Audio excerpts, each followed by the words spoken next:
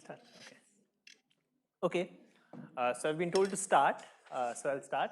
My name is Suvrat. I haven't met most of you before, although I tried to come in a little earlier today to see some of you. I'm very glad all of you are here, and I'm going to talk to you about this topic on how is information localized in quantum gravity, which I was advised by the organizers, would be something that would be fun. And the idea of this talk, and again, I'm sorry to say I don't have a sense of how your previous talks in this series have gone, but the idea of this talk is to give you, a sense of some of the advanced research that happens in questions of quantum gravity, but of course without most of the technical details. Okay, so this talk is, kind of structured at a semi-popular level with some details, some kinds of calculations. But I'm very happy to veer off course and address any other questions that you have. So I am going to request your assistance to start with, just by helping me by asking me questions. Okay, so ask me questions even if they sound simple or it's something that you feel everybody else has understood in the room. Quite probably many other people haven't, and that will just help me structure the talk. Okay, so the slides I have here are are roughly a guideline, but I'm happy to be flexible. Okay, so with that said, let me start.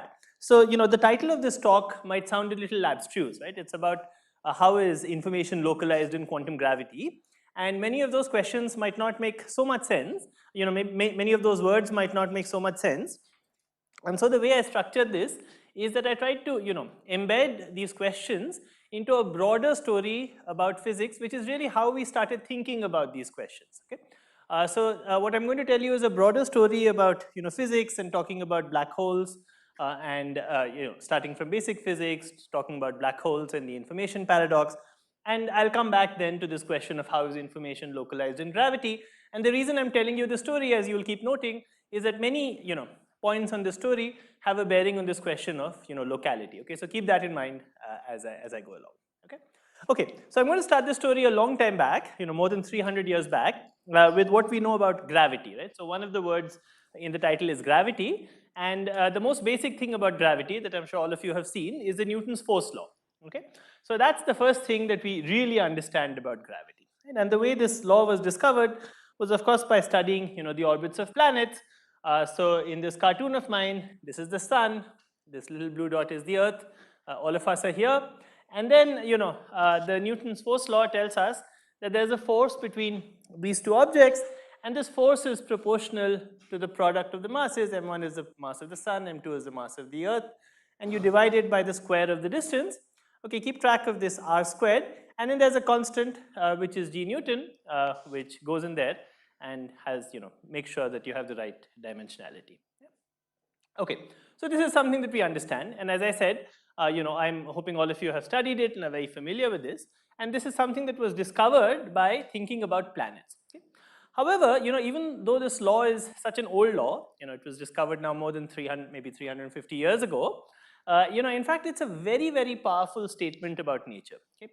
It's one of the most powerful statements about nature that we have, because the same rule that applies to the force between the sun and the earth, in fact, applies to a number of other settings. Okay, if I throw up this thing and I catch it, the motion of this object is governed by the same rule that governs the motion of the earth around the sun. And if you think about it, this kind of universality is very rare.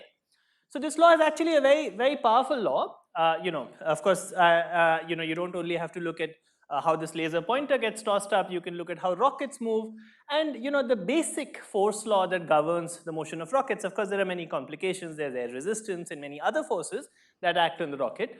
But one of the dominant forces that controls how this rocket is guided is itself the law of gravitation, and that's the most important force in this whole game. And then you can ask other questions, right? For instance, the fact that the earth is attracted by a certain rule to the sun doesn't necessarily mean that the earth's moon, which is this gray blob here, should be attracted with the same rule to the earth, but it is. So there is a rather remarkable universality of this law across scales, and that's why it's such a powerful law. Okay? And as I said, it's very rare in science to find laws or rules that are so powerful that apply across such a large variety of scales. Okay? And this is one of them, and that's why it has stood us in good stead now for 350 years. Okay. However, about maybe 120 years ago, people 125 years ago, people started realizing that even though this law is so powerful, it's such a great and such a useful rule, there's something that's slightly funny about it. Okay, and the way to see what's funny about it is to think of this thought experiment. Okay, so physicists, theoretical physicists like me, always like to do thought experiments.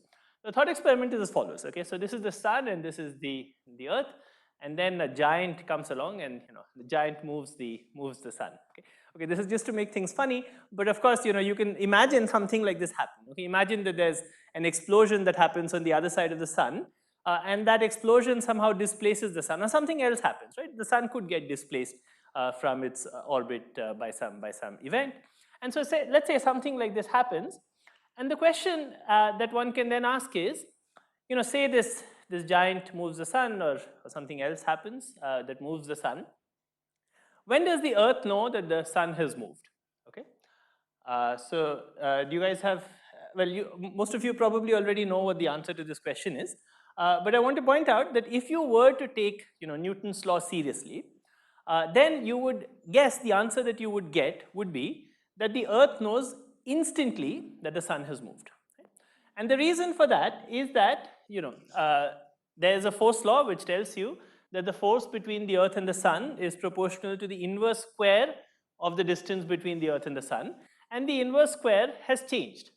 So because the inverse square has changed, the Newton's force law would tell you that the Earth would know immediately that the sun has moved. Okay? Now, what people realized, as I said about 125 years ago, is that this kind of rule, which allows for instantaneous propagation of information, is in fact in contradiction with some other things that we understand about physics. And the other things that we started to understand about physics by, which was developed at that time by Lorentz and Poincaré and Einstein, was that, information can't travel faster than the speed of light. By the way, if anything I said was not clear, please stop me. So was it not, is it clear to everyone why, if you take Newton's law very seriously, the Earth knows immediately the sun has moved? Okay, good. So now, people discovered about, as I said, 125 years ago, that, this can't quite be right, because there are many other experiments that we were doing that led us to the conclusion that information cannot travel faster than the speed of light. And so, these kinds of experiments then led to what is called the theory of special relativity, that I'm guessing many of you have again studied. Perhaps some of you haven't, but I'm sure some of you, all of you know roughly in broad outlines what the theory of special relativity tells you. And the theory of special relativity, one of its guiding principles is the fact that information can't travel faster than the speed of light. Okay?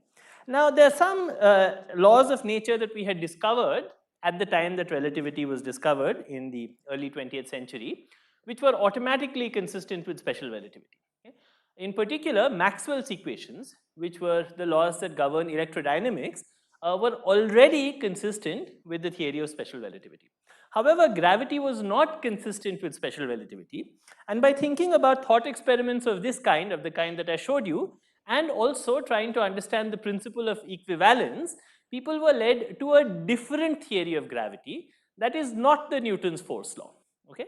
And the different theory of gravity is called the general theory of relativity. Okay? So now, I'm guessing that none of you has seen the general theory of relativity, and nothing that I'm saying in this talk is going to require any details about the general theory of relativity. However, the general theory of relativity in its language is very different from the way the Newtonian theory is constructed, right?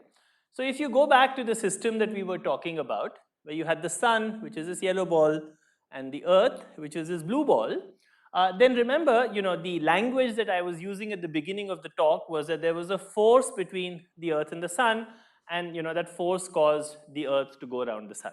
Now, the language that we use in general relativity is very different. The language that we use in GR is that, in fact, there is both the Earth and the sun live in a certain fabric of space-time. Okay? So they live in some fabric of space-time, and the sun, by virtue of being a massive object, causes this fabric of space-time to bend or to curve in a certain way. And the reason the Earth goes around the sun is not because the Earth feels a force, that's not the language that we use, but rather because, the natural trajectories in this curved space-time are the orbits that the Earth follows, okay? So the geodesics in this curved space-time are the orbits that these planets follow, okay? So you will see that the language we are using is very different from the language that people used for the Newtonian law. Okay? Now, of course, the general theory of relativity is not formulated using words of this kind, just by using words and drawing cartoons. And so there are some equations that go along with this. These are what are called the Einstein equations, and the general theory of relativity was developed, in fact, first by Hilbert, then by Einstein. And these equations, there are some equations which, for those of you who are familiar with covariant derivatives, are written here. But once again, for what I'm saying in this talk, the precise details of these equations are not important. Rather, the slogan that goes along with the general theory of relativity is that, matter, which is in this case the matter of the sun, tells space-time how to curve. Okay? So matter tells space-time how to curve, and then the space-time tells matter how to move. Okay? So you have the sun, and the sun tells, the sun, by being the more virtue of being the more massive object, curves the space-time around it, and then the Earth you treat as a probe in many such calculations, and that Earth, is instructed how to move by the space-time around it. Okay, and that's why the Earth follows the trajectories that it does. Okay? And if you wanted to calculate that more precisely, you would use these equations and you would compute the orbits that you would find. Now, I should emphasize that although one would say the word that's sometimes used for this is the ontology. The ontology, I mean, in terms of what is really there. Okay, what are the kinds of objects that the theory makes reference to? So the ontology of the general theory of relativity is very different from the ontology of Newtonian gravity. Right? In Newtonian gravity, we are talking about forces and particles. In the general theory of relativity, we are talking about the gravitational field and the stress tensor and very different objects. Okay? However, the quantitative predictions of the general theory of relativity in most settings are very close to that of Newtonian gravity. Okay? That's why it took a lot of very accurate experimentation before people were able to check that the general theory of relativity is really correct. Okay? And that's why I said when you launch a rocket, you're often not concerned with these corrections. Sometimes you are. If you look at GPS and so on, you want to make very, very accurate measurements or very accurate predictions, then you might have to worry about corrections that come from general relativity. But in most common settings, the Newtonian law is pretty quantitatively accurate, even though, and this is something I want to emphasize, the ontology or the language that we use is very different for these two settings. Okay. Okay, how is this related to this question that runs through this talk, which is about locality and information localization? You see, we don't usually think about experiments of this kind where the sun is moved, right? But now I could try and go back to this question and say, if I was to do an extreme experiment of this kind where some violent object or some violent event caused the sun to get knocked out of its trajectory, then how fast would the Earth know that the sun has moved? This was the question that I asked at the beginning. And so notice now we have come back to this question of locality. So the Newtonian theory had the property that information propagated instantly. It was not, there was no locality. However, general theory of relativity is very different. It tells you that, when the giant comes and pushes the sun, what actually happens is you get some ripples, and you get some ripples in the fabric of space-time. And these ripples in the fabric of space-time, they propagate with a velocity, just like you have ripples on the surface of a pond, and they propagate with some velocity. And these ripples propagate with a velocity which is that of the speed of light. And therefore, it takes the Earth about 8 minutes before we know that something happened to the sun. Okay? So it takes the Earth about 8 minutes because it takes 8 minutes for light to go from the sun to where we are now. Okay? And so in the general theory of relativity, there is this very important property of locality. In fact, you might say this is the key difference, between the general theory of relativity and the Newtonian theory, which is that the general theory of relativity is local. What happens here affects things around it, not things somewhere else. Okay? So in the general theory of relativity, information is localized locally. It's localized in one place. It's not, you change something here, some faraway observer has to wait till light rays reach to tell what's happening in this region. Yeah? Okay, so that's what I wanted to say first about the basic of what we understand about gravity, both in the Newtonian theory and in the modern theory of gravity. Okay? And now I want to go on and tell you about what happens when we start thinking more about general relativity and how, these kinds of things, if you think about much more complicated thought experiments, remember the contradiction that I found, or the puzzle I found with the Newtonian theory came from a simple kind of thought experiment where you had some object and you were trying to move it, and then you could ask how fast did that information propagate. In fact, if you follow the general theory of relativity further and combine it with quantum mechanics, I'll tell you how we come to some other puzzles that then tell us that information is localized much more subtly in the quantum theory of gravity than it would be in the classical theory. Okay, are there any questions here? Your question? Yeah, good. Is it like for the first 8 minutes, as you said, the ripples in the space-time propagate for the first 8 minutes to reach the Earth? So for that 8 minute, the force experienced by the Earth will be same as the initial case? Yeah, that's right. So, there's no force, of course, that's experienced by the Earth, but the Earth will keep moving on the trajectory that it was moving on without knowing that anything had happened. Yeah.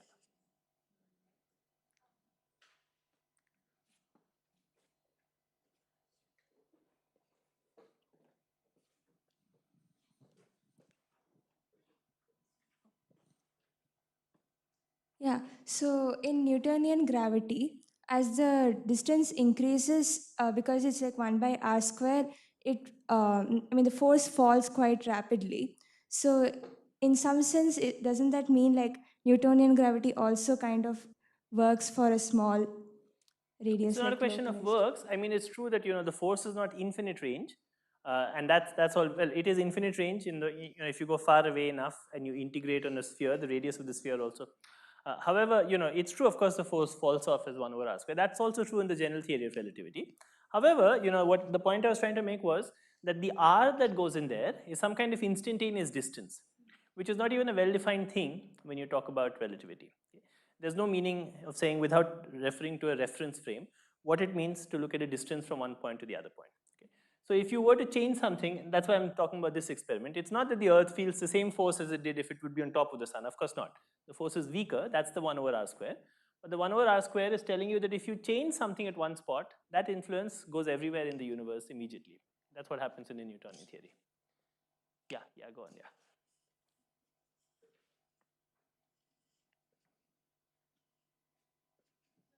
Uh, is the is the fabric mentioned in general relativity flat? Is it flat? No, it's not flat. General relativity is something that lets you compute the curvature of space-time. And so, when you talk about the fabric is just a poetic word, of course. What you're really talking about is a metric on space-time, which tells you how space-time is curved. And the whole point of general relativity is to compute how space-time is curved given some distribution of matter and sources. So you have to calculate how it is curved. It's not necessarily flat. In fact, in general, it's not flat in the presence of some matter. I have one more question. Yeah? Why the gravitational waves move with the speed of light? Why do they move with the speed of light? That's something that is a prediction of the general theory of relativity. It would take too long to try and explain, how we compute the speed of gravitational waves. But it's a prediction of the general theory of relativity that tells you that gravity waves propagate at the speed of light. Gravity kind of is mediated by gravitons, which have no mass, just like photons have no mass. And things which have no mass travel at the speed of light. That's not a very satisfactory answer, but the best answer is if you compute how gravitational waves propagate, you will find that the wave velocity or the dispersion relations that governs them gives you a speed, and the speed is that of the speed of light. Just like in Maxwell's equations. And means you mentioned the gravitons, so is it like discovered or it just No, gravitons have not been observed directly. That's right. So gravitons would be, gravitons is a quantum notion. Indeed, you can talk about gravity waves without ever talking about gravitons, just by computing, and that's how people discover gravity waves. And you would discover once again that gravity waves propagate at the speed of light by computing what that speed would be. Yeah. So my question is, can only matter induce ripple in space-time, or is there some other factor as well? What do you mean by matter? Any source of energy, causes space-time to curve. So matter I was using generically as a source of energy, but gravity itself or gravity waves themselves have a back reaction because they themselves carry energy, so they also cause space-time to curve. So any source of energy causes space-time to curve. Also, in the ripples, there are different colors like red color Oh, and orange. No, that's Uh, that's so, not. That's just yeah. That's the limit of my artistic abilities. okay. Yeah. Right. So my first question is the ripples. Like before we did this experiment of moving the sun, okay, Earth was following an orbit around it. Okay, so when we actually move the sun and cause these ripples, to what extent does it affect the orbit of the It Earth? depends on how much you move the sun. Right? So it depends on what you did with the sun. So Okay. that yeah. My second question is about, you mentioned gravitons. So we have a recent detector, gravitational wave detector, LIGO. So how does that exactly detect these gravitational waves? LIGO doesn't detect gravitons. LIGO detects gravitational waves, and there are other people here in this institute who work on them. And roughly the way it works is, you have these interferometers which have very long arms, and when the gravity wave passes through them, it squeezes some of the arms and stretches some of the arms, and by causing that, it causes a shift in some interference fringes, and you observe that. That's roughly how you observe these gravity waves. Yeah. Yeah. Actually, when we consider in the Newtonian mechanics, we know the distance between the sun and the earth is one astronomical unit. But in general relativity, the matrix is like somewhat curved, right? So, will that affect the distance between two objects? Yeah, you'll have to define what you mean by the distance. One way to define the distance is you could try and ask what is the geodesic distance. And that geodesic distance would in fact not be very different from one astronomical unit, because that's because the curvature that the sun is inducing on space is not very strong. And therefore, a lot of things behave a lot like they do in flat space. That's why Newtonian gravity is such a good approximation. Yeah. So you said about gravitons, right? So the entire idea of calculation of speed of gravitational waves is based on the concept of gravitons, or can No. general relativity? It doesn't require gravitons. So gravitons, I said, to give a short answer. Of course, gravitons are a quantum mechanical concept because they involve the notion that gravity waves are quantized. When you compute gravity waves, you don't have to make reference to gravitons. And in fact, general relativity was discovered before quantum mechanics. So gravity waves are just waves of gravity, just like electromagnetic waves. When you talk about electromagnetic waves, you never have to talk about photons. You can just talk about waves using Maxwell's equations. The same way, you can use Einstein's equations to compute gravity waves. No, I'm saying you said general relativity predicted that gravitational waves. Gravitational We waves, but can not prove. gravitons. But gravitational waves are Yeah. different from gravitons, just So like space electromagnetic waves are speed. different from photons. Yeah, So photons are when you think of quantum mechanics and electromagnetic waves, you say, well, electromagnetic waves are beams of photons. But you can think of electromagnetic waves Maxwell thought about, even though Maxwell didn't know quantum mechanics. Yeah.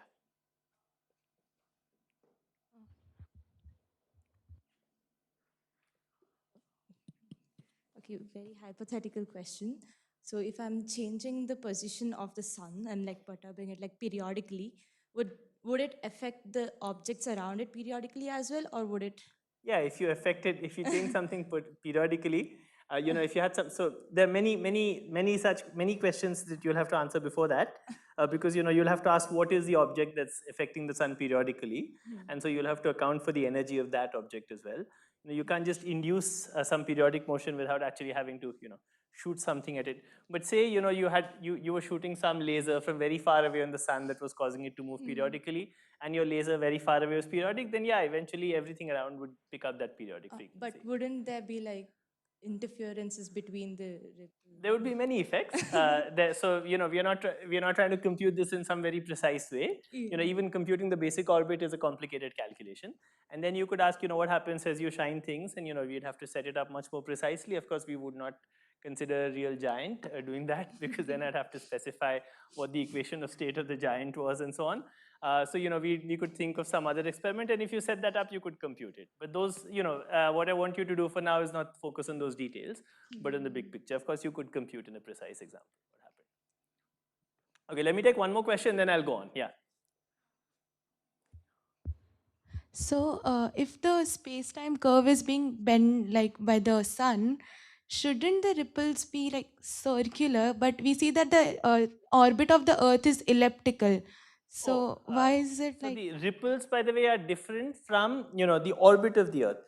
The fact that the orbit of the Earth is elliptical, this is it's not so you do have elliptical orbits which are geodesics. There's no contradiction between that. That's like saying that the Newtonian force law is spherically symmetric, right?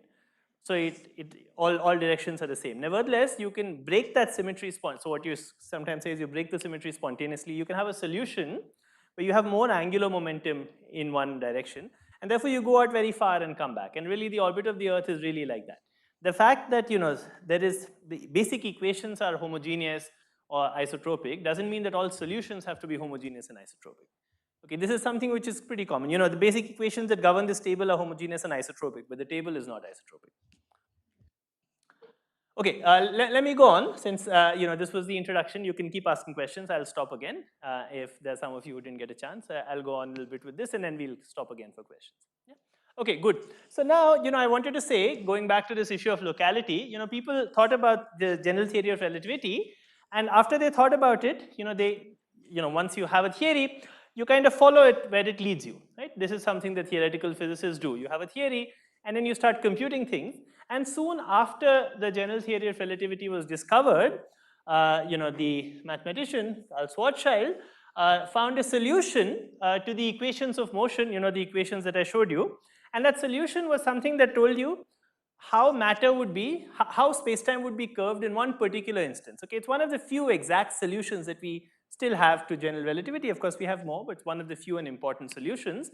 And that equation, basically tells you something about the curvature of space-time. Once again, what I've written here is not important, but for those of you who want the details, this is telling you what a line element is. It's telling you what the distance between 2 points that are separated in time by dt and radial coordinate by dr, and theta and phi by d theta and d phi is.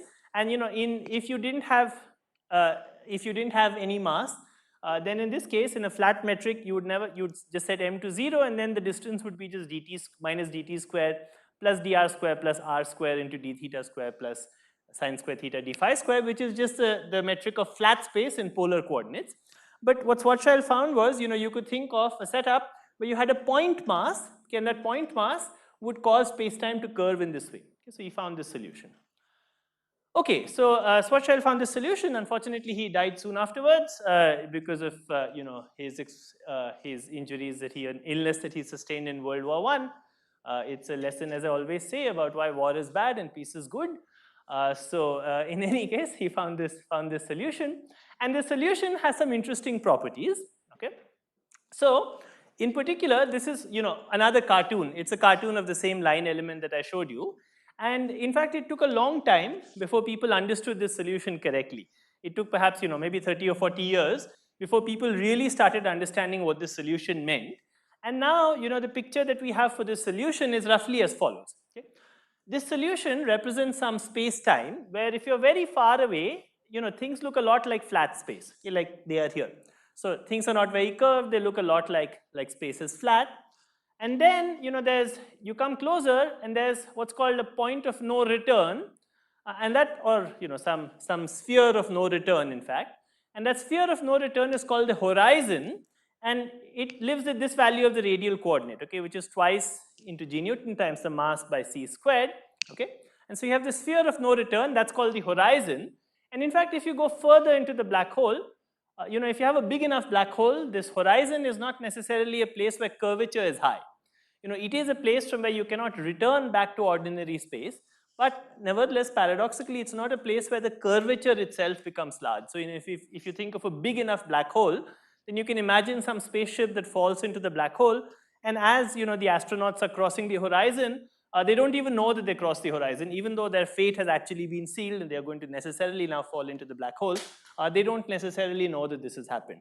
So it could be the case, as sometimes people say, that a horizon could be crossing us right now, and it could be that we are doomed to fall into a singularity a few days or a year from now, but we don't necessarily know it right now. Okay? So the horizon is all I want to say is the horizon is some region which is far away, and then in the middle of the black hole there's this object which is the singularity, which we still don't understand. Okay?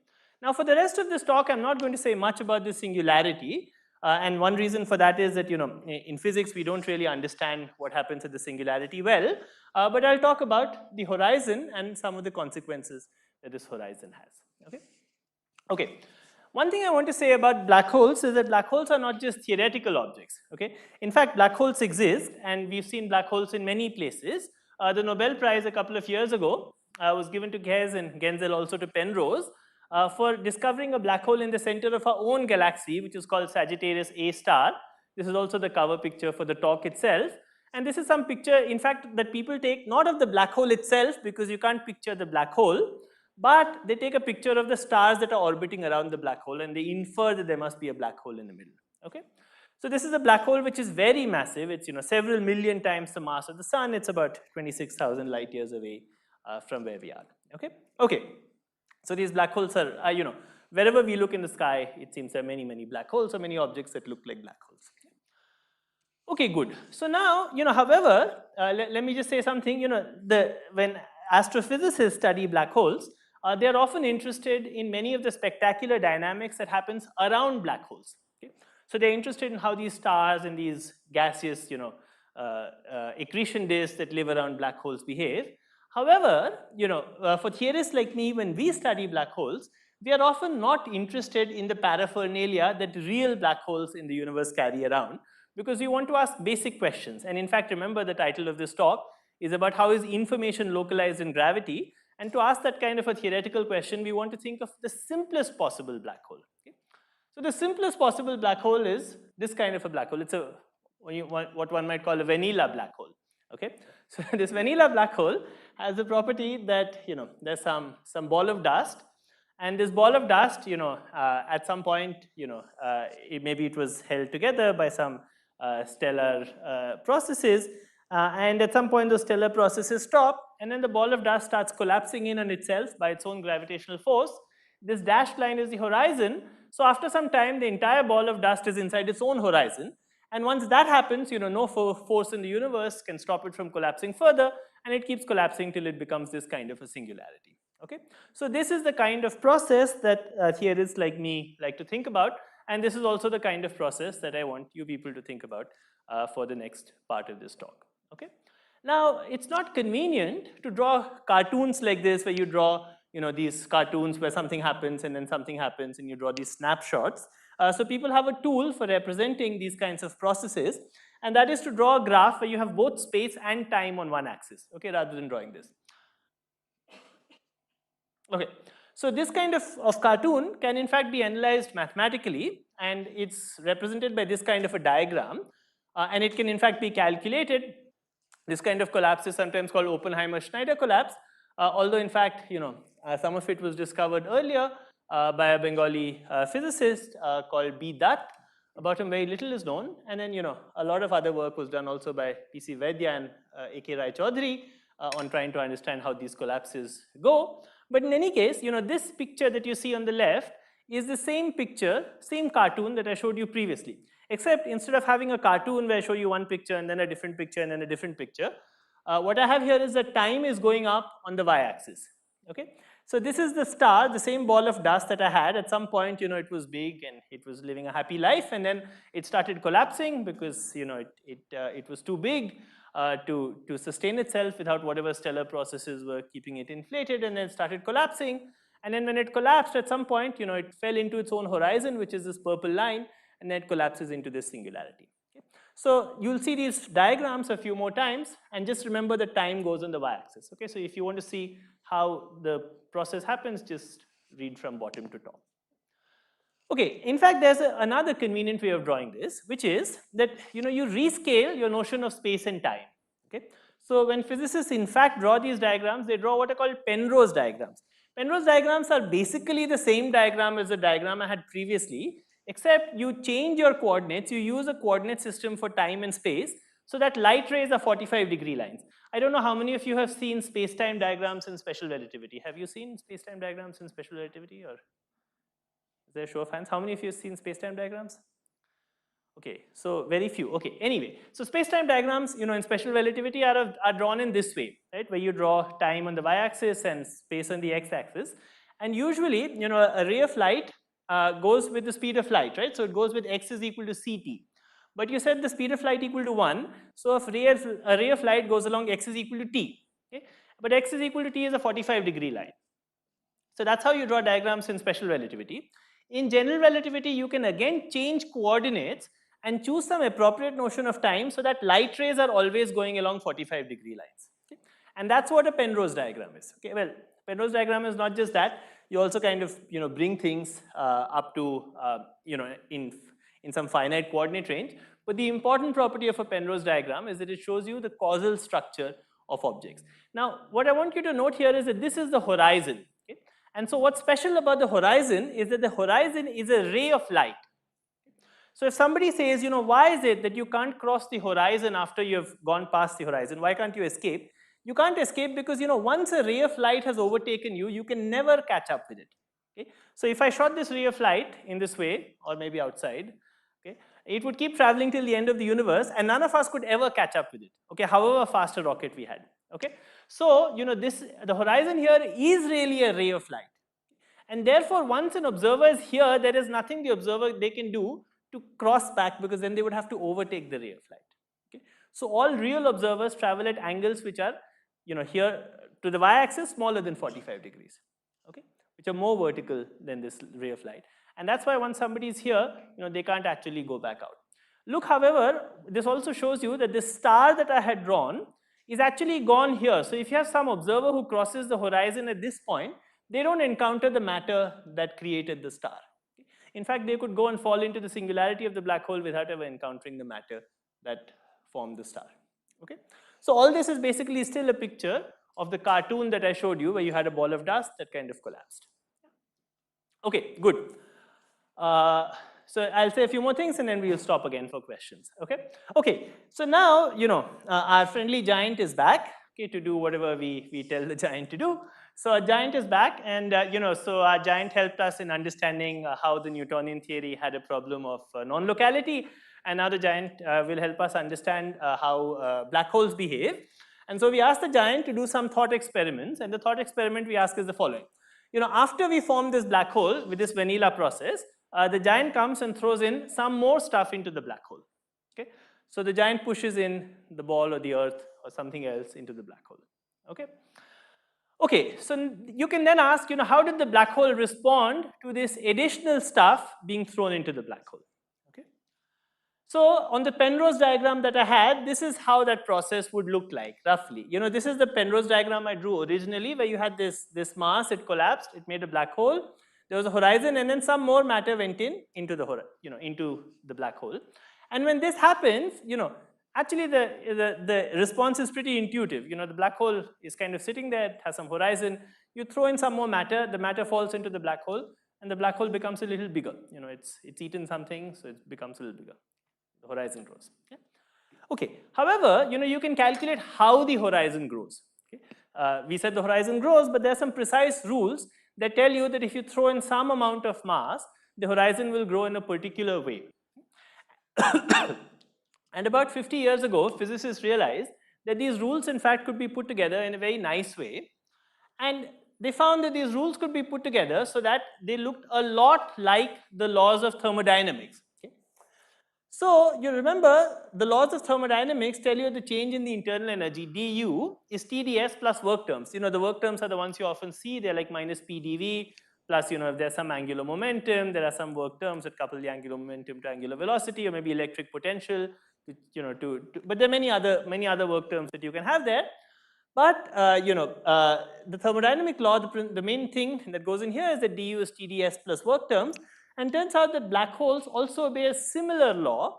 And the law is, dm, which is the change in the mass, which is like the change in the internal energy, is given by kappa. Kappa is something called the surface gravity of the black hole. It doesn't matter what it is, it's some parameter, times the change in the area. Okay? And what is more, remember, there's a second law of thermodynamics, which tells you if you have a system and you isolate it, then the entropy can only grow. And similarly, there's a second law of black hole thermodynamics, which tells you that the area of black holes can only grow. In fact, surprisingly, the mass of black holes does not necessarily have to grow. It's possible sometimes to extract energy from black holes. Okay, it's possible to take a black hole, especially if a black hole is spinning, and extract energy from the black hole, but it's never possible, at least classically or within the set of classical processes, to ever reduce the area of a black hole. Okay, so there's a second law of black hole thermodynamics, just like there's a second law of thermodynamics, and you can see, these laws are kind of, nicely parallel to each other. Okay? Now, when these laws were first discovered, it was thought, or I don't know how seriously it was thought, but at least I think one could have argued that these laws are an example of what Feynman calls the same equations have the same solutions. Have any of you read this chapter in the Feynman lectures on physics that has this title?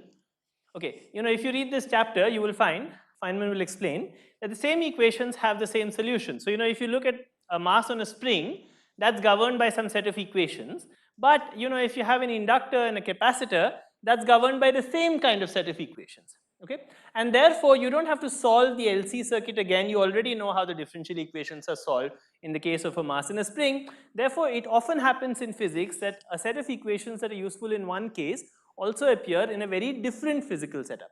So you could have argued when you saw these equations for the first time, although as I'm about to now tell you it's not the case, that this was a case of the same equations having the same solutions. Black holes don't really have an entropy, or one could have said, and they don't really have a temperature. It just so happens that they happen to obey laws like the laws of thermodynamics. Okay? But the fact that they obey these laws, this is a prediction of the general theory of relativity. You compute the dynamics of black holes with these thought experiments where you throw in matter, and you find black holes obey these laws. There's no question about the fact that they do if general relativity is correct. But, it's not clear at this point in our talk, although it will be clear in the next slide, that this analogy could be just a formal analogy, just a case of the same equations appearing. Okay, I'm about to tell you why it's not a formal analogy, but maybe this is another good point to stop for questions and see if there are some questions. Yeah. No, I didn't say black holes don't have entropy. Let me be clear. Black holes do have entropy. Black holes do have entropy. Black holes also have a temperature. I have not told you right now that black holes have entropy or a temperature. I have just told you that black holes obey laws that are similar to the laws of thermodynamics. But whether that analogy is just a deceptive analogy, like when you look at a mass on a spring in an LC circuit, you don't say the LC circuit is a mass on a spring. You say it has the same equations as a mass on a spring. So by looking at these equations, you would not have concluded that the area was the entropy. You could have said it behaves like the entropy. I'm about to tell you that the area is the entropy, but I haven't told you that yet. Yeah. Okay. Yeah. Yeah.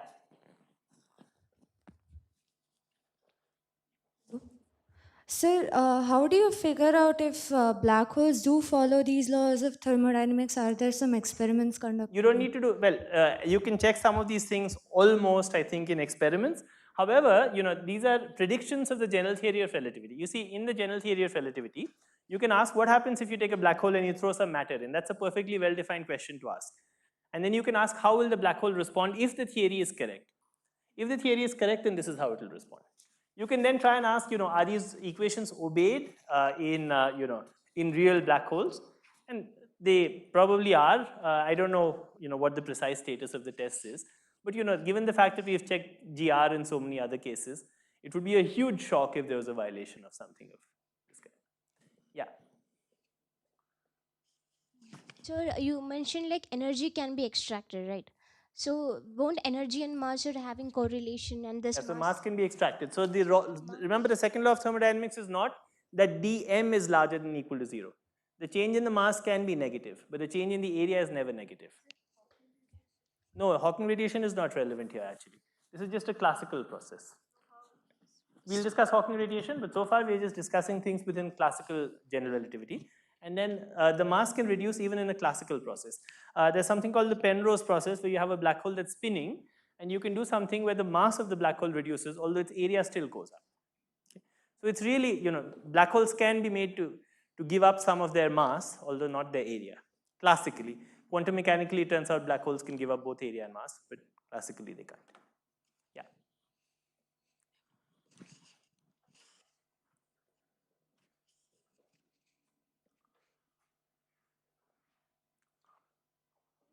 Penrose diagram. The Penrose diagram, okay. This one, yeah. This is also good, yeah. Yeah. So here, first, would it be right to say like the Penrose diagram is kind of a 2D projection of the actual Yeah, curvature? of course. So, that's because we can't draw in 4 dimensions. So every point here is a sphere, is an S2. So like past the event horizon, due to the curvature, won't the trajectory like kind of curve? Why is it like Will continuing this as trajectory not curve? Here I was thinking of some matter that was a light ray. I haven't drawn it quite along 45 degrees. But it could curve. I mean, this was not meant to be some accurate computed trajectory. It was just meant to indicate what would happen. You could try and compute, if you really had a light ray, it would really go in 45 degrees. You don't need to the Penrose diagram is designed so that all light rays travel in 45 degrees. I can't give that excuse here because this line is not 45 degrees, but if I had drawn it at 45 degrees, it would have gone straight through. This looks like, well, it should have been at 45 degrees. Okay, think of this as 45 degrees. But it is linear. Well, if it's 45 degrees, it's linear because light rays always travel along 45-degree lines. So, that's a property of how you choose coordinate systems. It's not, I can always make anything linear if I choose coordinate systems appropriately, right? So the fact that it's linear is not deep. It's not a deep fact. It's just the fact that I've chosen a coordinate system so that the trajectory of light looks like a straight line. Okay. You see, if I give you any curve, let's say I give you y is equal to x squared, you'll say it's not a linear curve. But if I change coordinates so that on the x-axis, I draw x squared instead of x, it'll look linear. So there's nothing deep about that. Because like you said, it is possible to reach the singularity without coming in contact with the matter. True. Yeah. But if it did have a curved trajectory, it will have to touch. No, so it's certainly true that you can compute So this is a true statement that you can there's no reason you have to come into contact with the matter. You can go right to the singularity. That you can see, by the way, just from the causal structure. For that, you don't need to compute any trajectory accurately. Yeah. So about the simplest black hole, so you talked about a ball of dust. So we take it to understand like black holes better. So for example, is it known at what point the stellar processes that you mentioned stop, or is there? As I said, we think of vanilla black holes, so we don't really care about when the stellar processes stop and so on. We just care about some ball of dust. We don't care how it came to be, and let that ball of dust. Empirically, by observation, is it? Well, empirically, the formation of black holes is something that's much more complicated because really what happens is that you have a star and the star, has various processes. The reason it's not collapsing is because there are stellar processes, and then, those stellar processes, and then, it gets squeezed, and then it could, depending on, and that could set off another set of stellar processes and so on. So the actual formation of black holes is in the real world is a pretty complicated process. It involves a lot of questions about nuclear physics, about what is around the black hole, how are things accreting, what does the black hole emit, and so on. Those are questions which are not relevant or not directly relevant for the theoretical questions that I want to ask, which have to do about have to do with the fundamental structure of the theory, so that's why I'm trying to steer clear of those questions. Thermodynamics of a black hole is influenced by the gravity, by the gravitational effects. This is completely a gravitational effect, right? This is a prediction of the general theory of relativity. It's telling you what is the relation between the mass and the area. That is a gravitational effect. It's telling you if you have a black hole of some mass, then it has to have some area. And the area is defined as what? It's defined as the area of the sphere, so that once you cross the sphere, you can't go back, or the region, the sphere, or whatever, right? So, but like black holes also have a temperature. Black holes also have a temperature, which I'm about to say, but which has not yet appeared. That's a quantum mechanical effect. But this fact that black holes have an area is just a gravitational effect, and that the area is related to the mass in a specific relation, which is given by the general theory of relativity.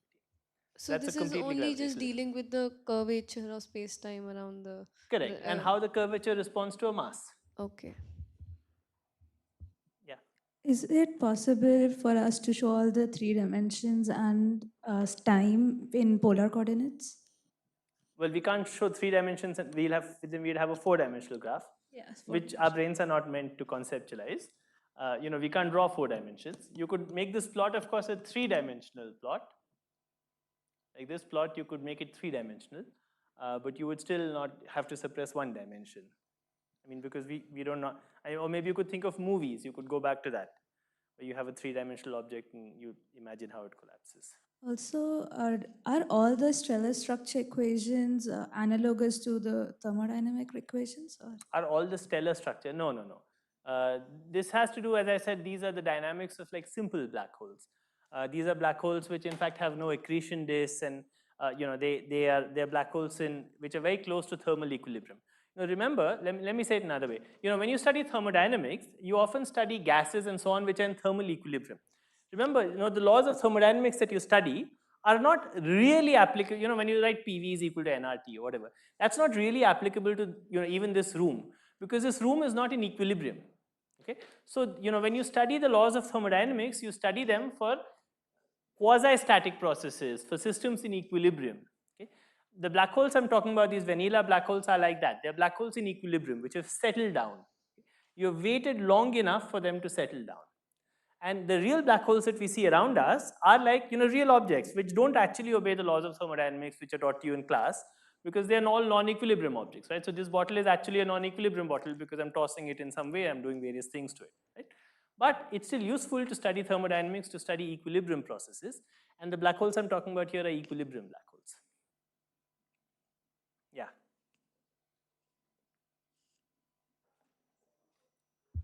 My question is, like in thermodynamic equation, the temperature term, we can manipulate it. Like by changing the external physical parameters, we can manipulate the temperature term. So is it the same for the kappa in that black hole equation? By manipulate it, you mean you do something to the gas to change its temperature. You can do something to the black hole to change its temperature, although I haven't told you what the temperature is. No, the kappa term, because... the kappa term is, so the kappa term is surface gravity. It depends on the mass. So if you change the mass, you will change the temperature. You change the angular momentum, you change the temperature. Okay. The second question was that, as you mentioned, that dm is it can be negative, but dA is always positive. So what about the density of black hole? There's no good definition of a density of a black hole. We don't usually speak of a density of a black hole because there's no good notion also of the volume of the black hole. So the volume is not very well defined. You could try and define the volume in various ways, but the volume is actually not defined. That's why you talk about the area of a black hole, which is the area of the horizon. How much volume there is inside is not a very invariant concept. So there's no notion of a density either. Okay, thank you. What do you mean by area density? You mean mass divided by area? Yeah, you can compute that. Okay. Yeah. I don't know. Go on. Yeah, you have the mic. Yeah. Okay. So in the second equation that you showed, dA was always greater than or equal to 0. It means that the area of the black hole cannot decrease. Classically. Quantum mechanically, it can. It can? Yes. Yeah, because I've read somewhere that black holes can evaporate. Yeah, that's what we'll talk about next. Yeah. Okay. Yes. Sir, why can't the area be reduced, and the area, can it be like go beyond, means is it some limit, or can it go to infinity or something? No, if it is no increasing? The or area something? can keep increasing. Okay, so there's no limit, but why it can't be reduced is just a prediction of the theory of gravity. And so why classically, without quantum mechanical effects, it can't be reduced. And why can the mass be reduced? Like why it is negative? Well, this is a property of the equations of the theory, which is that the mass can be reduced for some black holes, but the area can't be. Just like for the entropy is a thing that's monotonic, and other objects, other quantities are not necessarily monotonic. So it's the same. It's not. There's no simple explanation for why it is that the area can't be reduced. It's something that comes out of the equation that the area can't be reduced. Yeah, it can be increased. You can throw in more stuff and the area will increase. Okay. Okay, good. One last question. Yeah.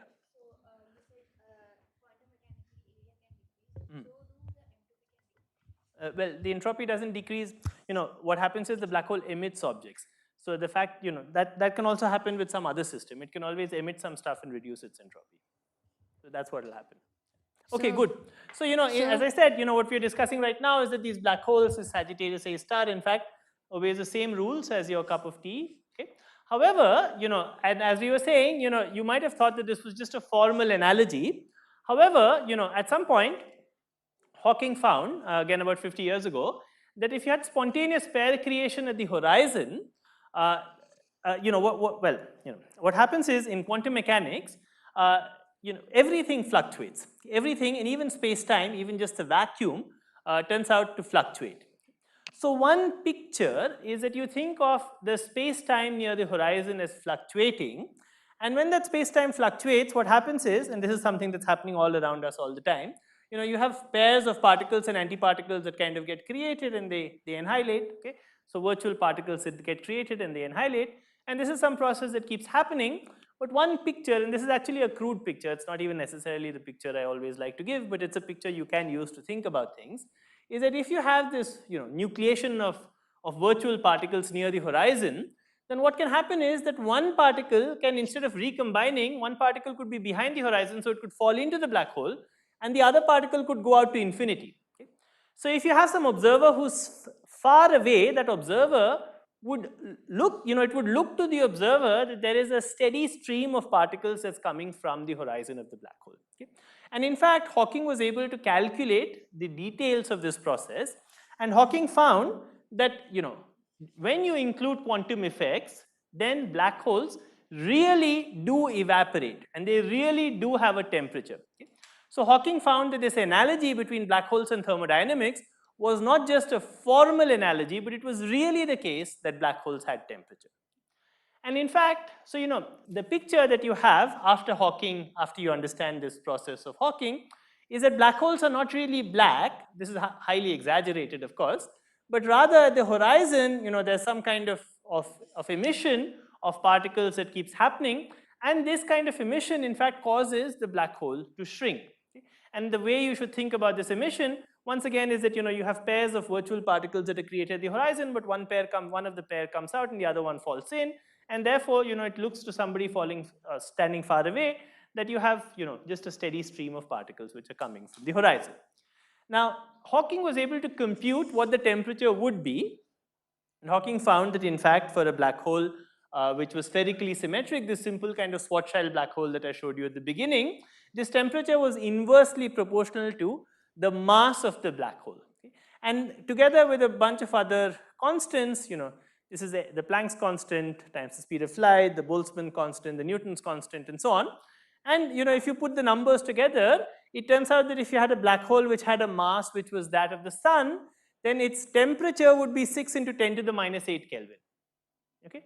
If its mass was twice that of the sun, then the temperature would only be half of this. Okay?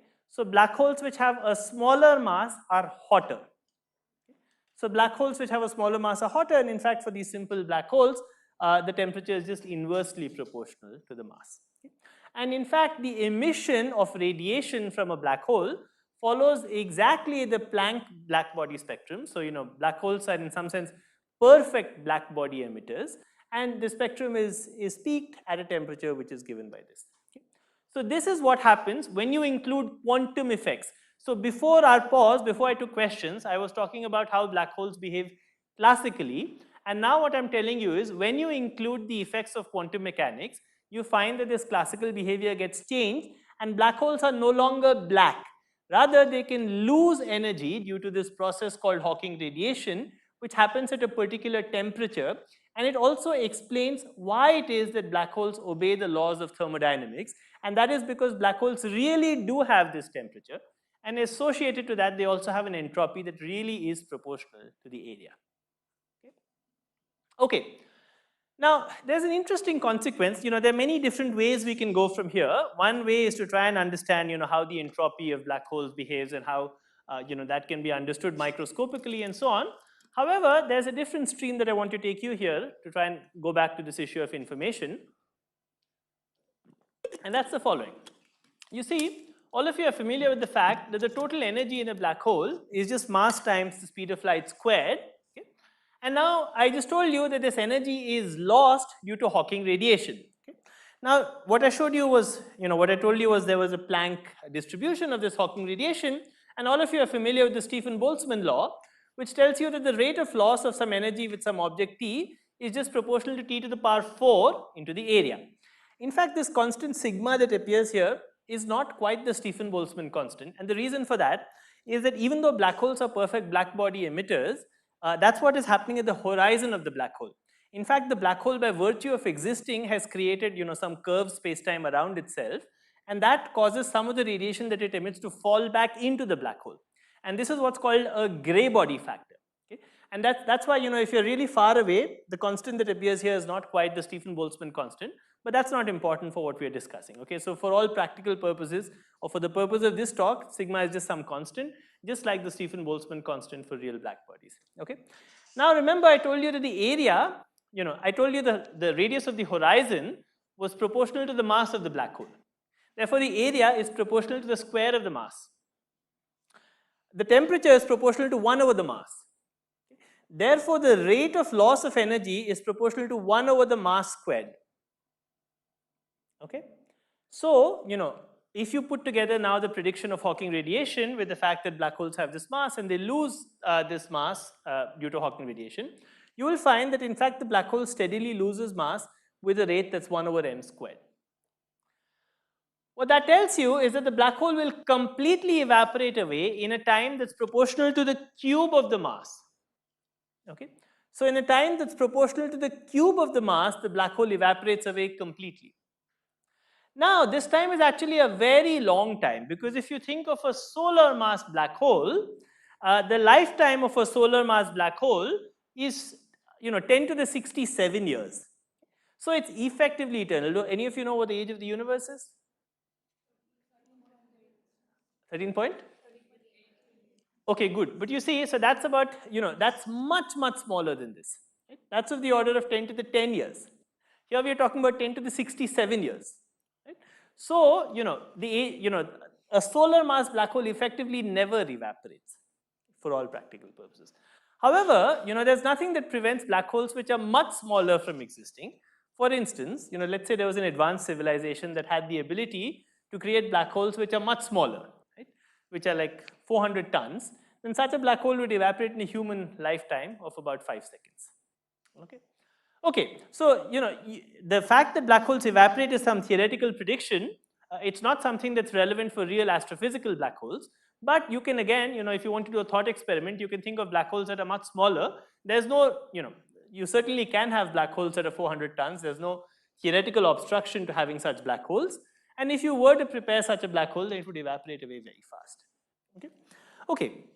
Now this kind of process where you have, I've told you about black holes and their thermodynamics and Hawking radiation leads to a paradox. And the paradox is the following. Okay? Imagine the following setup. Okay, so you have a star, and then the star, collapses. It forms a black hole. Once it forms a black hole, you start having some radiation from the black hole, and eventually the black hole completely evaporates away. Okay, and when it completely evaporates away, you're left with just some gas, so photons. Okay?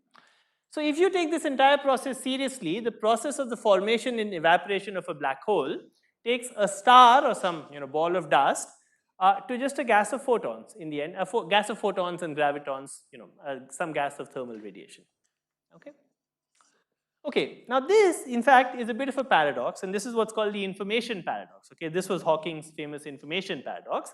And what Hawking argued was that the time evolution arrows, can't be reversed. Imagine that you started with 2 different stars. Okay? So star 1, maybe was a star that had more helium. Star 2 maybe had more hydrogen, okay? And both of them collapsed to form a black hole. And this black hole, however, you had arranged things so that both the stars had the same mass. So when you formed the black hole had the same temperature. And when the black hole evaporated, as black body radiation is characterized purely by its temperature. And therefore, you would have thought that they both give rise to the same radiation. Okay? Now, if you think about this a little, this is something that's not consistent with anything else that we know about physics. Okay? And that's because in all areas of physics, you can always calculate forward in time and also calculate backward in time. Okay? So, for instance, we do physics, and often the way we ask questions in school is, if I throw this chalk up, how far does it go and how high, how high does it go and how long does it take to come down? But you could also ask the other question. Say that I caught the chalk with some velocity. How high had it gone and with what velocity was it thrown up? And you can answer that question as well. Right? So, sometimes when you do ballistics analysis in crime scenes, this is the kind of question you're trying to answer. Right? You see something and you see there was a bullet which went somewhere, and you can use that to calculate from where the bullet was fired. So often in physics, we are trying to do predictions forward in time, but physics works just as well when you go backward in time. Okay? So, and this is a property if you think not only of classical equations of motion, it's also a property for those of you who studied quantum mechanics of the Schrodinger equation. Okay? The Schrodinger equation tells you that d psi by dt is h psi, but you can use that to evolve forward in time or backward in time. Okay, okay, good. So reversibility is a very fundamental property of both classical and quantum physics.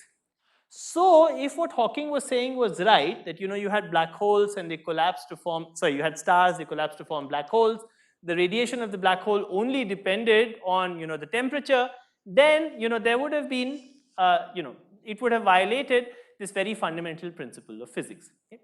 This is what is called the famous information paradox. Okay, so now there's a simple answer to this paradox, and then I'm going to take you back to the question that we started with. The simple answer is the following, okay? Let's say, and I'll get one of you people to answer this. Let me go to the slide before that, okay? So, I said we can do physics both ways, right? So let's say I take this chalk, and I say I'm going to roll it with some velocity. Right? You can calculate where it will end up. Okay? After some time, it stops, right? Now I tell you, with what velocity had I thrown the chalk? Okay? You can't, it looks like you can't calculate that, right? Why is this not in contradiction with our usual notions of reversibility? I want one of you to answer this. We just said, I just argued, at least all of you agreed or no one disagreed, that you can always calculate things forward in time and backward in time, right? So, if I threw this up, you can calculate how far it will go, when it will come back. Now it came and now it stopped. Can you calculate backward in time and determine how far I had thrown it up?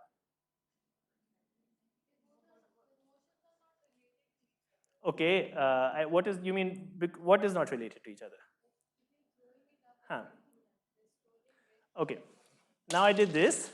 So now it's come to a stop, right? So now from the final position, can you compute the initial position? Huh, why can't we compute the initial position? I thought we all agreed physics was reversible. But I thought we agreed physics was reversible, right? You see, let me do it again. I don't want to break the chalk into a million pieces, but I'll do it again, okay? I'm going to throw it with some speed. If you knew what speed it was going with, you could calculate where it would come to a stop, right? Okay. Now it came to a stop, right? Now can you calculate with what speed I had thrown it? And if not, why not? And if yes, why yes? Yeah. No. We're arguing physics is reversible, right? So from one instant you can evolve forward and evolve backward.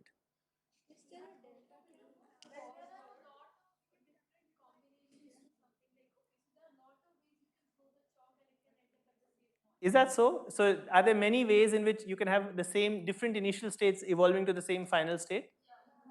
Is that possible, really? But then how can it be consistent with physics or the Schrodinger equation or Newton's laws or anything? We have differential equations, right, which tell you that like d2x by dt squared is some force, right? But this force, you can solve this forward in time and backward in time, right? If I give you x of 0, x dot of 0, I can predict x of 10, but I can also predict x of minus 10, no? So what's different?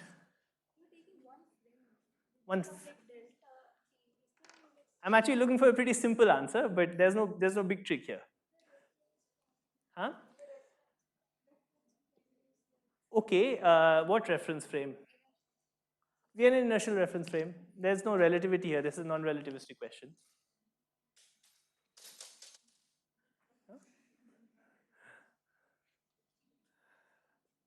Is it like we require more information? Good. Yeah. That's along the right track. What more information do we require? Well, okay. So, the forces that act on this are not conservative. The information that we require is that, the chalk is not an isolated system. In fact, the chalk is interacting with the environment. And so, it is the case that physics is reversible. It is never the case that you can go from many initial states to a same final state. This never happens. What does happen is that sometimes you throw away some information. When I took this chalk and I threw it, some of its velocity was transferred into, this pointer. And then the pointer's velocity was transferred into the table. And some of that was transferred into the earth. Okay? And so all of that went into moving the various molecules and so on of the earth. And so now it is very hard for us to observe what the precise position of the different atoms and so on in this room are. And that's why we have effectively lost information, because it's gone from something that's easy to observe, like the height of the chalk, into something that's hard to observe, which is, how the different atoms and molecules are displaced. But if I told you all that information, if I told you the precise configuration of all the atoms and molecules in this room, you could have calculated, where the chalk came from. So it's like saying, if you throw a stone into a pond of water, you get some ripples which come out, and after some time the ripples settle down.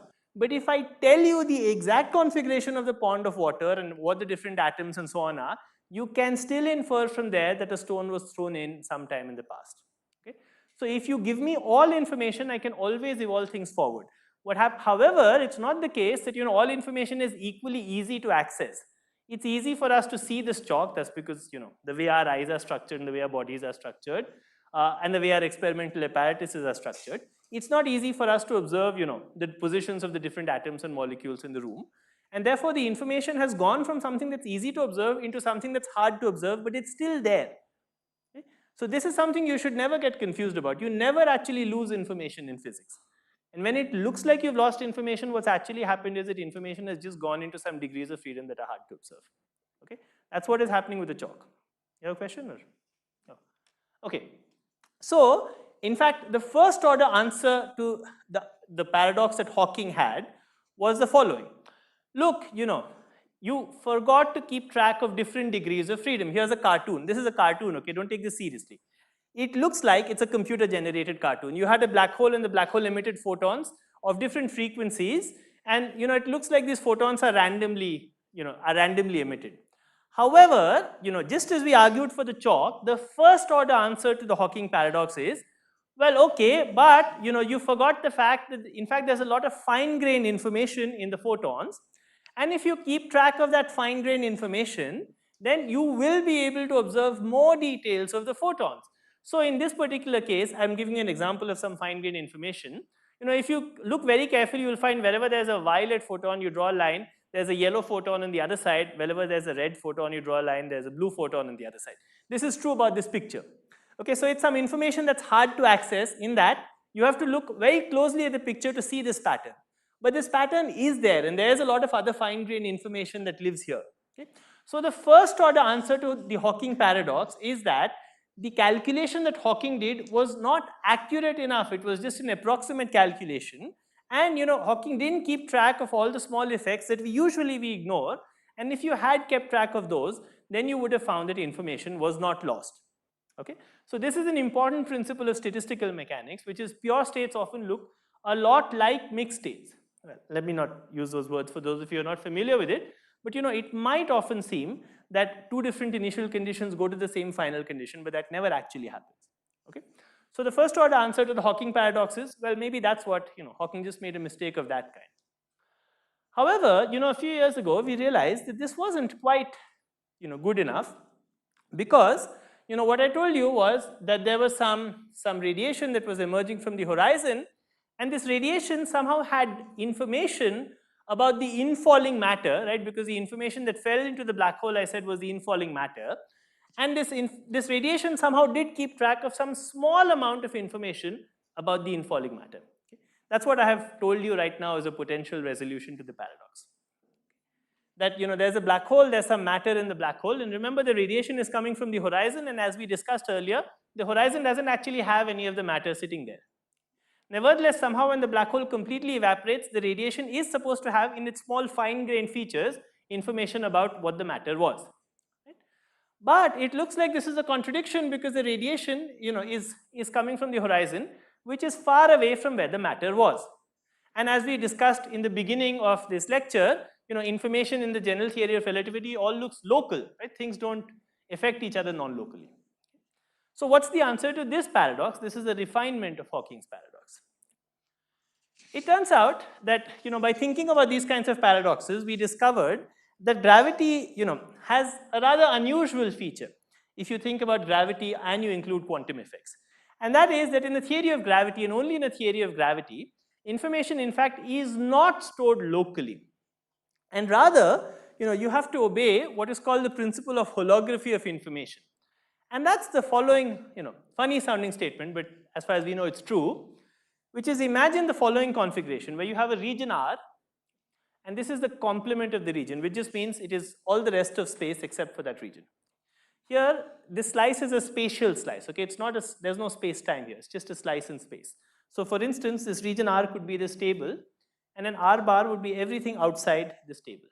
That's the complement. It turns out whenever you have a configuration where the region R is bounded, which means that its complement surrounds it. This doesn't have to happen. If R was the region from here up to infinity on the left, then the complement would not surround R. But in the situation where the complement surrounds the region, it turns out that information that is in the region is also available in its complement. And this is a very surprising feature of gravity, and this is eventually one of the key ideas in resolving the Hawking information paradox.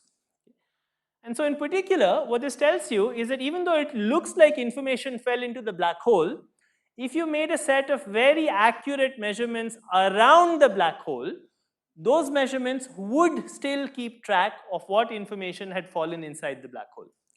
So this principle tells you that the region outside the black hole always retains information that fell into the black hole. So there are always some observations you can do outside the black hole that will tell you what is happening inside the black hole. Okay? So this tells you why information is not lost, and it also tells you why the radiation that's emitted from the black hole has information about what fell in. Right? Because the horizon of the black hole, even though the matter has fallen in, is not free of information. Okay? Now I'm about to tell you in the last maybe 5 minutes of the talk, 5 or 10 minutes. I can go until 5:10, right? Okay. So I'm going to tell you maybe in the last 5-10 minutes of the talk why you should believe that such a funny property is true in the theory of quantum gravity. Okay? So I hope I stated the property at least clearly. The property is just that, it looks like, I said that black holes evaporate. It looks like that evaporation loses information. So the answer to that is that, the evaporation doesn't really lose information because, there are some fine-grained correlations in Hawking radiation that keep track of what information went into the black hole. Then I said, well, look, it seems a little strange because the information is coming from the horizon, and if it's coming from the horizon, the matter is not at the horizon, so how did the information stay there? And I said, well, now we think there's a general property of gravity, which is that information is available in the complement of a bounded region. Okay? I'm about to now explain to you, give you a very quick idea. I'm not going to give you a proof, but I'm going to give you some physical intuition for why something like this would be true. Why something like this is true in quantum gravity. Okay, let me remind you of some basic principles of quantum mechanics, which you're probably familiar with. Some of you have studied quantum mechanics, or most of you have studied quantum mechanics. All of you know the Heisenberg uncertainty principle, right? Okay, so the uncertainty principle tells you what? It tells you, I'm telling you why gravity has this funny property. I'm trying to give you a heuristic argument. The uncertainty principle tells you that if you have a state which has a definite momentum, then a state with a definite momentum, it has indefinite location. If you have a wave function which is localized in momentum space, it's not localized in position space. In fact, in relativity, momentum goes together with energy. So if you have a state which has a definite energy, if you have a wave function which has definite energy, it's never localized in position space. It's always delocalized. Okay, good. So this is an example of a wave function that you have which has definite energy. Such a wave function doesn't have, is not localized in position space. Now in quantum mechanics, we do often study objects which are localized in position space, and the way we study such objects is by superposing wave functions of different energies. Okay? So if those of you who have studied quantum mechanics, you can write down wave functions of this kind which are completely localized in position. They have zero support outside some region. Okay? If you look at how such a wave function behaves as a sum of energy eigenstates, you will find it looks like energy eigenstate 1 plus energy eigenstate 2 plus energy eigenstate 3. And in fact, you can check, it always has to have an infinite number of energy eigenstates. And if you add them together with the right kinds of phases, then you can get destructive interference outside a bounded region and constructive interference inside a bounded region. Okay? That's how we usually localize things in quantum mechanics. What's different about gravity? What's different about gravity is that gravity has a Gauss law. Okay? And so there is always one property which you can always measure from infinity, and that property is the energy. So, if you have some stuff inside here, you can always measure the total energy by drawing some Gaussian surface around and by integrating the gravitational field on that Gaussian surface. Okay? That is a property that's unique to gravity. In fact, you might have thought that electromagnetism has a Gauss law, but electromagnetism has both positive and negative charges. Therefore, you can arrange for some positive charges and some negative charges so that far away there's no flux of the electric field. Okay? In gravity, you can never do that. If you have some material inside some region, then far away there is always a flux of the gravitational field. Okay? So in a theory of gravity, the energy can always be measured from infinity.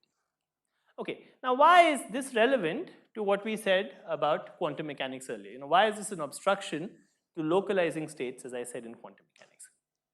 Well, remember, now what happens is, let's say you take one of these wave functions, right? And it's this wave function that had some given energy.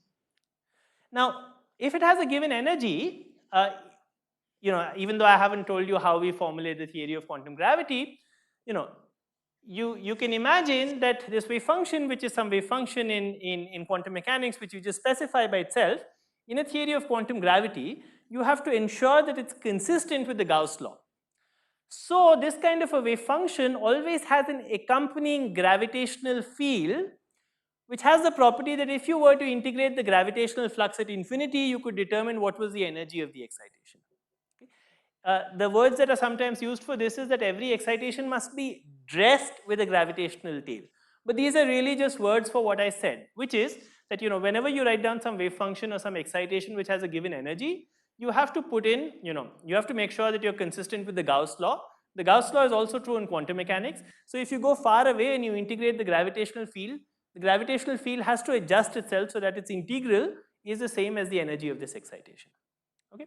Now, a few slides earlier, I told you how we localize things in quantum mechanics, right?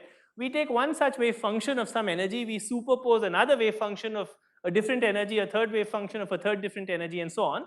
And we kind of add them together with the right kinds of phases so as to achieve constructive interference inside a region and destructive interference outside a region. However, think about what happens when you think of not just the wave function of some matter excitation that you're trying to excite, but also gravity together with it. Then you see what happens is the picture, if you go back to the picture I had a few slides earlier and try to draw the picture with gravitational effects included, you will now find that you have this excitation which has some energy, but now it comes together with a gravitational tail of its own. Now you have a different excitation which had a different energy, but that comes together with a different gravitational tail.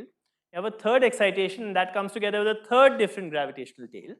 And remember, if I didn't have the right side of this picture, then I would just have added up these wave functions as we do in ordinary quantum mechanics. And then I would have found that you had destructive interference outside and constructive interference inside. But now I have this appendage that whatever I do, I can't get rid of. And this gravitational tail is what prevents you from having destructive interference outside a bounded region and constructive interference inside a region. Okay? So the picture that you end up with is this kind of a picture, which says that in a theory of gravity, in a theory without gravity, you can always have a cartoon of this kind, where something outside looks like the vacuum, and you have some excitation or some energy or some stuff which is sitting inside. What is more, you can change the form of that excitation inside the bounded region without changing anything outside. Okay? Of course, if you wait for some time, eventually light rays from here will propagate outside. But before light rays propagate, at an instant, you can always change something inside without changing something outside. Okay? The picture that you come to in gravity is, first of all, you can never have this setup. Even in classical gravity, if you have some energy inside, you have to have some tail of a gravitational field that goes out to infinity. However, in classical gravity, you can rearrange the energy inside some region so as to keep the tails fixed. But in the theory of quantum gravity, if you change the configuration of stuff inside some region, you're also forced to change the configuration of the tails. Okay? And this is eventually what helps information come out of a black hole. Okay, so this is what, it's because of these effects that this region which is here, which is outside the horizon, is not information free. So in fact, if there's some observation you wanted to make here, you could also make some observations far away here, which would let you determine what was happening inside. Okay, so just to summarize, there were the following errors in the argument that Hawking made, which we now understand. And they were the following. The first is that this argument that Hawking had, which was, you have this radiation that comes from a black hole and that has some temperature, was not quite precise enough because, just the fact that some observables look thermal, that something looks like it has a temperature, doesn't mean that things are really thermal and don't have information. It could be that when you look at the fine structure or the detailed structure of the radiation that's emitted, there are small features in that radiation that in fact do keep track of the radiation of what information existed in the infalling matter. But then you could ask a deeper question about how those correlations in the radiation got generated, and doing that leads you to an interesting principle about gravity, which is that gravity localizes information very differently, both from classical gravity, or quantum gravity localizes information very differently, both from classical gravity and also from non-gravitational theories. Okay, so this is kind of, brings me to the end of what I wanted to say. Just to recap, we kind of went through a set of different perspectives on locality and how information is localized, okay? So I started this talk by telling you about the Newton's force law and how in the Newton's force law we had a force between the sun and the earth. And, that was a very successful law, but it had this undesirable feature of having, not localizing information, right? If someone came and pushed the sun, the earth would know instantly about it. And so, in one of the reasons we wanted to get rid of that undesirable feature was, we didn't like this non-local propagation of information. And so we came up with a very different theory, which had a very different ontology, even though the predictions in detail were very similar. And we came together with this, we came up with the general theory of relativity, which was a local theory, right, where things affected, something happening here affected something which was happening right next to it. And then, we thought about that further. We thought about black holes and quantum effects in black holes. And then we got led to realize that, in fact, quantum gravity has some unusual properties. And, it has properties which are not shared by the classical theory of gravity. And, in fact, it doesn't localize information the way other theories do. Okay? So there's some progression of perspectives on gravity and space-time. We haven't gone back to this perspective. But there's some interesting progression of perspectives on gravity and how information is localized. All of these come together with a lot of other developments and advances in physics, and they're always motivated by many other developments. And I should emphasize that everything here, all the quantitative effects are very small. In fact, the dominant quantitative effect is still that of the Newtonian theory of gravity. But these are still interesting questions which tell you perhaps deep things about the world. Okay, so I'll stop here and thank you for your attention.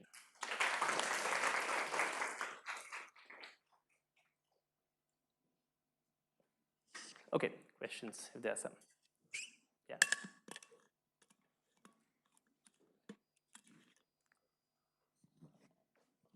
There's a question there. Yeah. That localization by superposition that you were talking about, is that like a way to get over the Heisenberg's uncertainty? Yeah, it's not a way to get over Heisenberg uncertainty principle, but the uncertainty principle doesn't tell you can't localize objects. It just tells you if you localize objects, you have to have an uncertainty in momentum.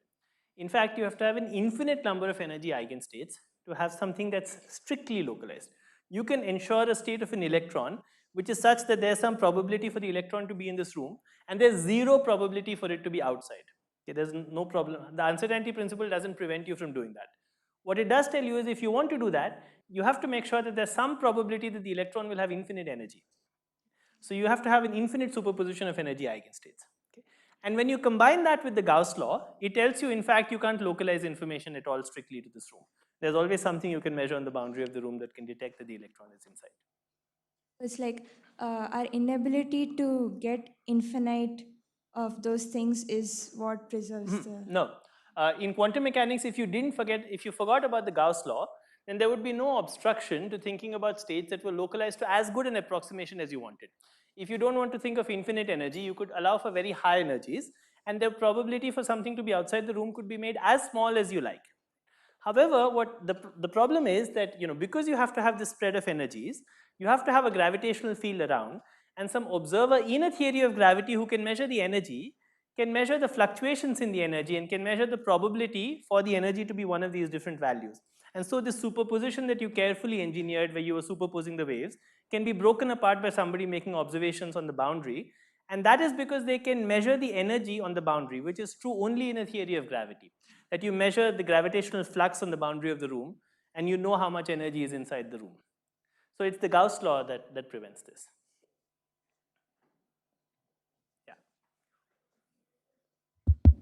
My question is that when you talked about reversibility being a feature of both quantum and classical mechanics, but not the life of a black hole. No. I said that. Yeah, go on. So what I understood was that Hawking said that you can't really reverse and get information from a black hole, but then you talked about the holography of information. So does that contradict what he said? Because you said information that's right. is not So we lost. don't believe that what Hawking said was correct. It is Hawking indeed set up this paradox where he said that, look, it looks like the evolution of black holes is not reversible. So the title of the paper is The Breakdown of Predictability in Gravitational Collapse. And we do not believe that argument is correct. We think that argument is wrong. And I was trying to explain, where we think the argument is wrong. Okay.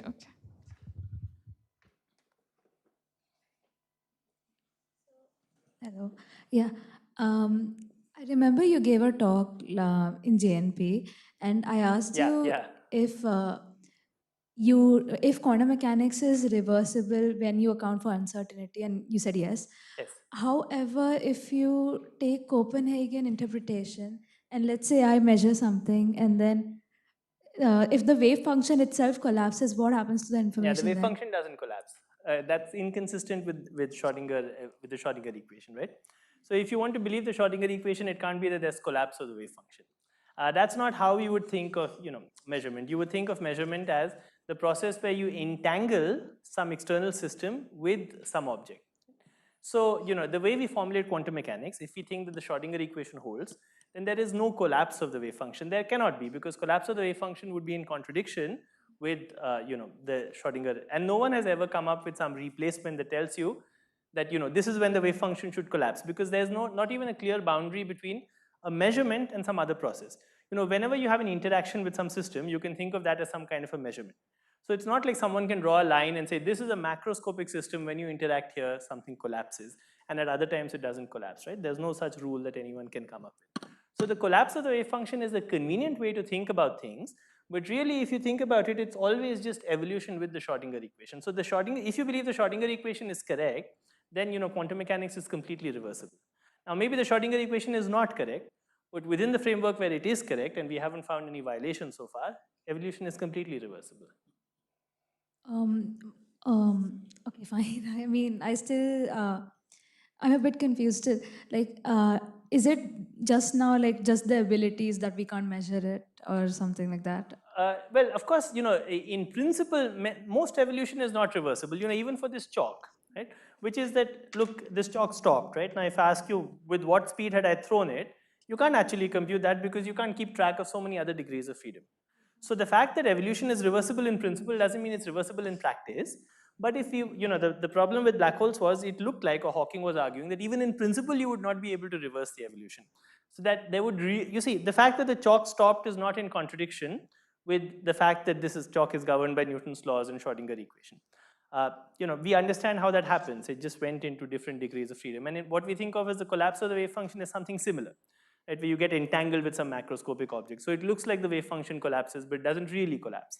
Okay. So it's more subtle there. There's some more questions we can ask there, but roughly it's the same kind of principle. So none of this is in contradiction in principle with reversibility. The fact that in practice we can't reverse time evolution doesn't bother us so much. But in principle we think we always can. The question in black holes is not that the holography of information is an easy thing to do. If I sit on the boundary of the room and ask you to find out what's happening inside by measuring things, of course we can't do it, right? Because we can't measure quantum effects due to gravity. So it's not like this is something that's easy to do or in practice possible, but it tells you why in principle, evolution of black holes should be reversible.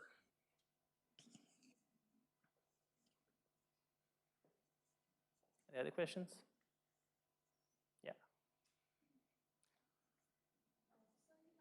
Something called the gray body factor. Yeah.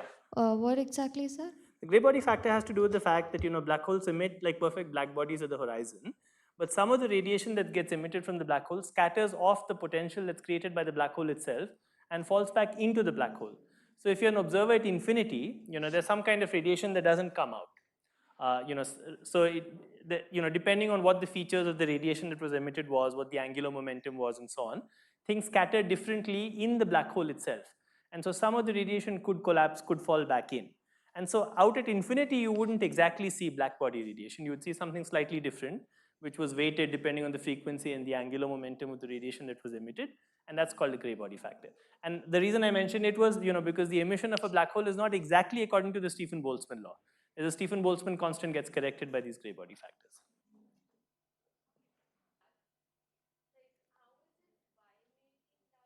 No, so when we say the entropy is always increasing, that's a coarse-grained feature. It's because when we talk about the entropy, whenever you want to define entropy, you always have to coarse-grain a little bit. You can never talk about entropy if you keep track of every position of every atom and everything. There's no notion of entropy. So entropy occurs. You see what is entropy? Entropy says you have some number of microstates for a given macro state. So you have to say I'm keeping track of only some features of the state. Those features go into the macro state. And there are many other features which I didn't keep track of, which were in the micro state. And those features, because I didn't keep track of, you got many microstates corresponding to one macro state. So entropy always has to do with the fact that you threw away some information. Information goes from things which are easy to measure into things which are hard to measure, because there are more things which are hard to measure. So around us, we often see entropy increasing, because that's the natural process. But at the fundamental level, there's no irreversibility. You can use the fact that entropy increases to try and define an arrow of time. You can say, look, time propagates along the direction which entropy increases. But there's no fundamental, if you keep track of all degrees of freedom, then there is no irreversibility fundamentally in physics. And so, the paradox here is there an irreversibility fundamentally in physics having to do with black holes, or is there no irreversibility? And the answer seems to be that there is no irreversibility. So irreversibility is a macroscopic property in most thermodynamic systems. The argument Hawking was making was that irreversibility is a microscopic property for black holes. Even if you kept track of the full wave function, you would have irreversible evolution. And so one has to find an answer to that and explain why, if you kept track of all degrees of freedom, the evolution would be reversible at a microscopic level. Of course, if you threw in some matter into a black hole and it evaporated, it would be very hard to reconstruct what you had thrown in. That's true even if you take a piece of paper and burn it. If you say, now collect all the radiation and calculate what was written on the paper, that's not possible in practice. But we believe it's possible in principle. And this is trying to explain why it's possible in principle even for black holes. Okay. For universe as a whole, I mean, I don't know if this question makes sense, but is reversibility only fundamental if we take that the universe is isotropic and no. something like that? No. Or homogeneous? Reversibility is a fundamental property of quantum mechanics. You don't have to apply it to the universe as a whole. Usually we think of isolated subsystems of the universe, and then we believe each of those isolated subsystems should be reversible. If you think about the universe as a whole, then it's hard to define what you mean by time, and there are many other questions which come in. But usually we think of some isolated subsystem of the universe and we say that should be reversible.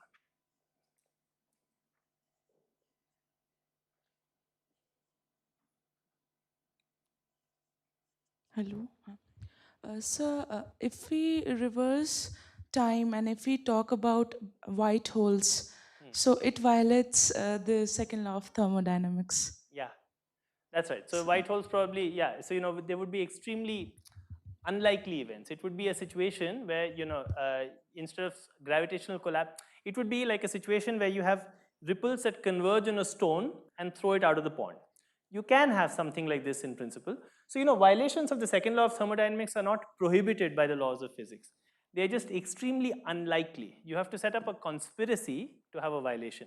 There's nothing in the fundamental principles that tells you that the second law of thermodynamics can't be violated if you set up the right conspiracy.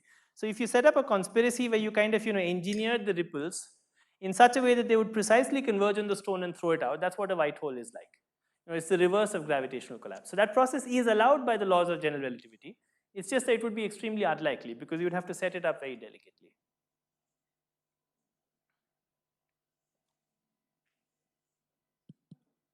Excuse me. Yeah. So can you also explain about ADS-CFT correspondence That's a very theories? different story, but in fact, it's related to what I said here. What the ADS-CFT correspondence tells you that if you take a theory of quantum gravity in a kind of space which is called anti-de Sitter space, which is really one way to think of quantum gravity in a box, then there's some theory that lives on the boundary of that box that describes completely what happens in the box. This is trying to tell you why, from a gravitational perspective, you should have expected that something like this would be true. It's a very funny system because it's telling you what's happening in the box, like in the middle of the cup, is available on the boundary of the cup. Now that's a very precise duality. It tells you have a specific theory in the cup and a specific theory on the boundary, and those two are the same as each other. This is telling you, why you should have expected from gravity that something like this would be true, and why it is only gravitational theories that have the property of being holographic. That something happens in a bulk and it's available on the boundary. Yeah. Sir, so holographic principle basically emerges from ADS-CFT. No. Well, the holographic principle is something that predates ADS-CFT. Okay. ADS-CFT was a specific realization of the holographic principle. Okay. What I've been telling you here is that why you would expect from gravity, just starting with quantum mechanics and gravity, that gravitational theory should be holographic. Okay. Okay, so basically talking about ADS-CFT, so is it the basics, how does we formulate the basis of ADS-CFT? Does it come from string theory or something like that? Yes, ADS-CFT comes from string theory.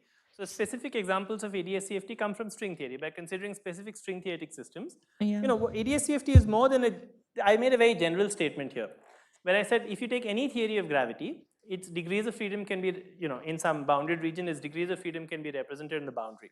That's a general property of gravity. However, this is not telling you how, what is the dynamics of that degree of freedom that you should write down the boundary that will reproduce the dynamics in the bulk. It's just telling you something like this should exist. The specific examples that we have of ADS-CFT come by looking at string theory and looking at specific examples of gravity and, of systems in string theory, and then arguing that, this property should hold. What I'm saying here, however, is that it's not something that's specific, the general property of holography doesn't require any details about string theory. It would be true of any theory of quantum gravity. Of course, the examples we understand of ADS-CFT did come from string theory. And that's why these arguments also were eventually motivated from. These kinds of arguments that I made right now, in principle, you could have made 50 years ago, but no one would have believed that something like this would be true. But of course, once we have ADS-CFT, we see that something like this is true in some example. So then you want to understand why is it true as a feature of gravity. Okay, so basically everything is stemming out from string theory. So the theory which we are talking about here is this. No, I didn't say everything is coming from string theory. I said that the specific examples we understood in ADS-CFT did come from looking at string theory. But now I'm trying to give you an argument which is saying even if you don't believe the specifics of the kinds of string theories that were studied, you would still believe that gravity is holographic. The argument I gave you relied on the Heisenberg principle and the Gauss law. The very general properties of gravity, of quantum gravity, right? So it's telling you why you should have expected, in hindsight, of course, that something like ADS-CFT would be true. But the specific and the initial examples, of course, came by looking at string theoretic systems. Yeah. Okay, sir. So also. Okay. Hello. Yeah.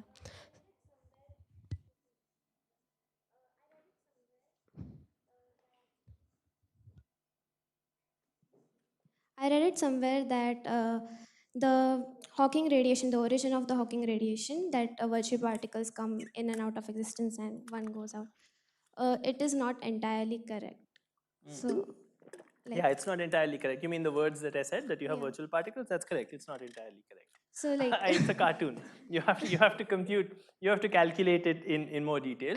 I read it that it depends on the curved space-time and the so it depends on many features, and if you actually calculate Hawking radiation, you don't compute it by looking at virtual particles.